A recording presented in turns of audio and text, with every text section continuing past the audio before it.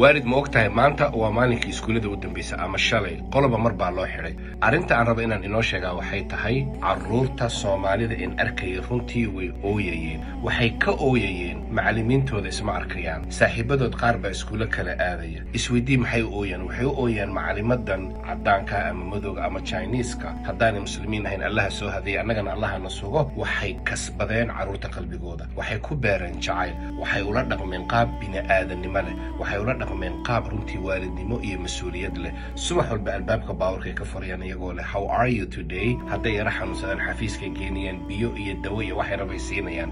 maanta markii la yiri marka iskuulka waa maalinka u dambeysay waa la xidhayaa waxay ogaanayaan macallimadan inay kala tagayaan saaxiibadood inay kala tagayaan xusuus waa ku soo dhacaysa dareen gooni ah ku soo dhacaya midana laga rabo annaga waa midaas oo kale waalid maalinka quraanka ay dhameeyaan inay ooyi karaan oo dhihi karaan macallinkayga quraanka ay soo baray macallimadeedii quraanka ay soo bartay markay gobol kale u guurayaan inay ooyi karaan oo dhihi karaan masaajidkii xijaabka ay saaray masaajidkii hooyada aaba isku meheriyay masaajidkii imaamkii jamaacadii aan ka tirsanaa oo sidaas oo kale ay ooyi karaan haddii dadaan muslimiin ahayn ay qalbigooda kasbadeen oo u ooyayaan annagoo muslimiina oo ka mudan ay noo ooyi waayaan runtii ceeb bay nagu tahay allah awlaadina inagana xifdiyo waalid muuqaalada loogu talagalay waalidka awlaadda fadlan waxaa kala socotaa channelka adiga lagu sameeyay ee la yiraahdo waalid legacy allah awlaadina inagana xifdiyo. Wassalaamu calaykum.